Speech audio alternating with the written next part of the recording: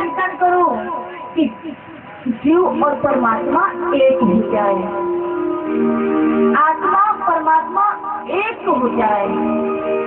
इस तरह भ्रमरी कीड़ा होता है, ध्यान देना, एक भ्रमरी कीड़ा होता है, वो विजातीय कीड़े को पकड़कर लाता है और कैद कर लेता है, बंदी बना लेता है।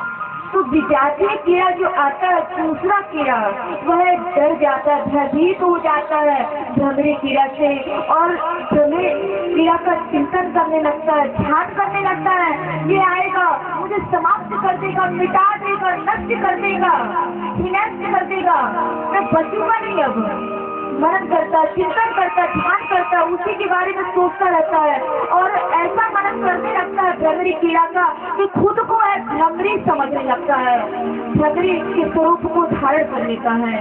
इसी तरह जीव को परमात्मा का चिंतन करना चाहिए, ध्यान करना चाहिए कि जीव परमात्मा न हो जाए। लाली मेरे लाल की चित देखूं चित लाल, लाली देख मैं गई और मैं भी है गई लाल। जिस तरह गोपियों ने भगवान का चिंतन किया, ध्यान किया, मनन किया, रासलीला में भगवान अंतर ध्यान हो गए गोपियों के बीच में, सभी गोपियां भगवान का चिंतन की, ध्यान की, मनन की और ऐसा लगने लगा गोपियों को मानो हम ही कृष्ण हैं, हम ही कृष्ण हैं। ऐसा प्रभु का चिंतन करना चाहिए।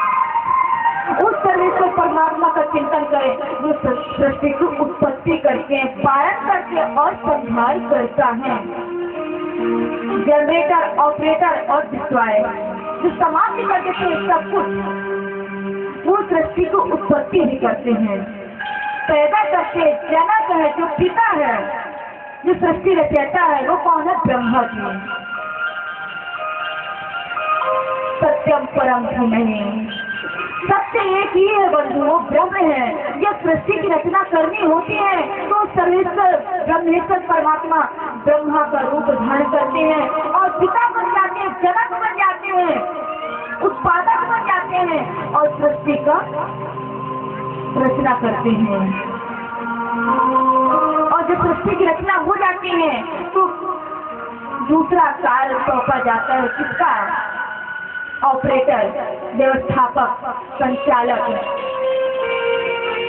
पालनकर्ता, पालन पोषण करने वाला, भरण पोषण करने वाला। वो कौन करते हैं? श्री हरि, विश्वंभर, विष्णु भगवान पूरे विश्व का पालन पोषण कैसे करते हैं बंधु?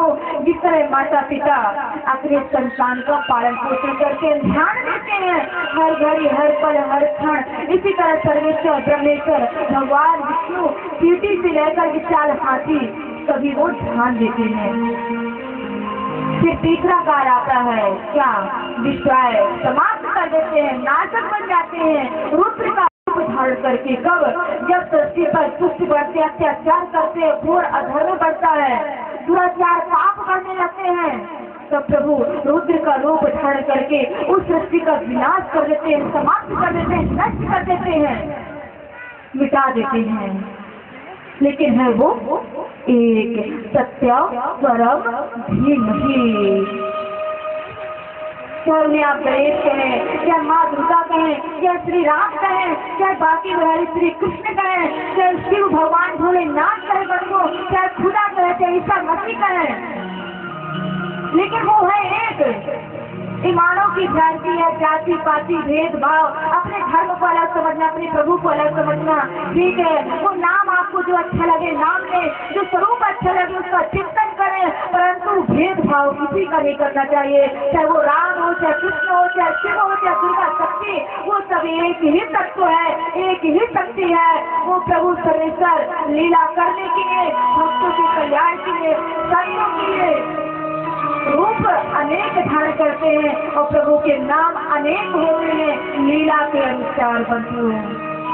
लेकिन है वो एक, सत्य परम धीमहि, सत्यम शिवम सुंदरम।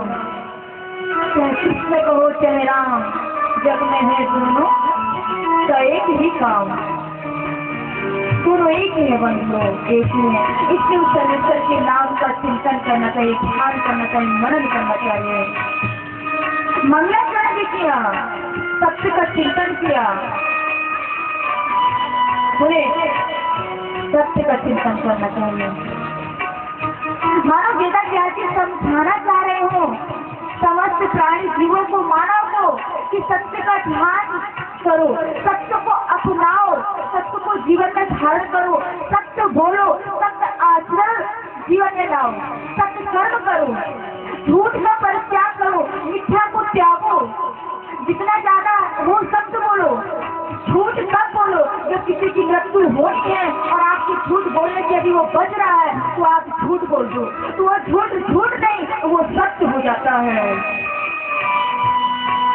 इसलिए सत्य बोलो, सत्य को यदि जीवन में अपना लिए पर वो सत्य बोलने लगे तो मन इतना सुख, इतना आनंद मिलेगा, आपकी शिव पूजा सफल, कृष्ण पूजा सफल, आपका दान करना सफल, मंदिर जाना सफल हो जाएगा, प्रत्येक कार्य सफल हो जाएंगे, सत्य को अपना लेंगे। तो बाबा स्वामी तुलसीदास जी भी रामचरित्र मानस में लिखे हैं, धरा में न तू सरे सत्य समाना, धरा में न तू सरे सत्य समाना, धरा में न तू सरे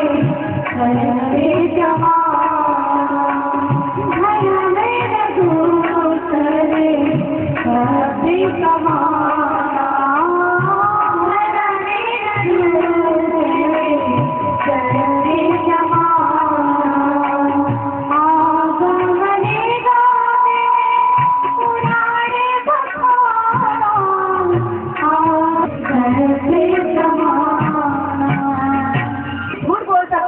लेकिन ऊपर वाले उस सर्वेश्वर परमात्मा से तो झूठ नहीं बोल पा रहे हो ना।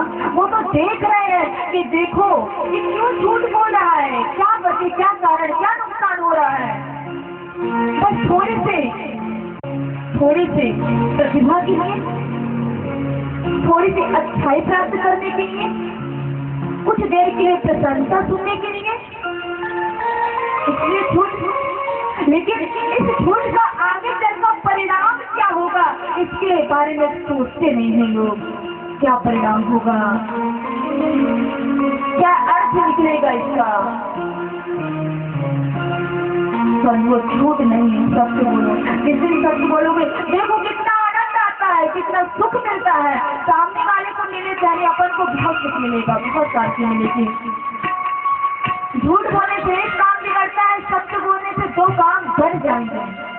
इसलिए सत्य को अपनाना चाहिए, सत्य को जीवन में अपनाए। आगे मंगलाचरण किए वेद अध्ययन से, निर्विघ्न पूर्ण समाप्ति किए। वो स्वामी तुलसीदास जी भी मंगलाचरण किए, जब रामचरित्र मानस को प्रारंभ किए कि कोई भी विघ्न बाधा न आए। हम तो प्रभु की लीलाओं को लिखने जा रहे हैं ना, उनका वर्णन करने जा रहे हैं। कोई भी विघ्न बाधा डाल सकता है, भूत प्रेत पिशाच दंतनी संतनी किन्नर गंधर्व देवता सबका वो स्वामी तुलसीदास जी मंगलाचरण किए हैं। परमात्मा से लेके जीव जंतु चर अचर समस्त प्राणियों को उन्होंने प्रणाम किया है। और यहाँ पर भगवान भोलेनाथ की जब कथा प्रारंभ करते हैं, माता पार्वती जी पूछती है, जब विवाह हो जाता है, प्रभु आप मुझे कथा सुनाएं। पूछा हूँ रघुपति कथा प्रसंगा, सकल लोक जगत पावनी गंगा। जो समस्त लोक को पावन करती है, पवित्र करती है, ऐसी प्रभु की आप मुझे कथा सुनाएं, लीला चरित्रों का वर्णन करें, प्रभु दया करें। तब यहाँ पर भगवान भोलेनाथ जी कथा प्रारंभ करते हैं, तो वो भी क्या करते हैं, मंगलाचरण करते हैं, प्रभु का ध्यान करते हैं, चिंतन करते हैं और क्या बोलते हैं, मंगल भवनिया मंगल हारी,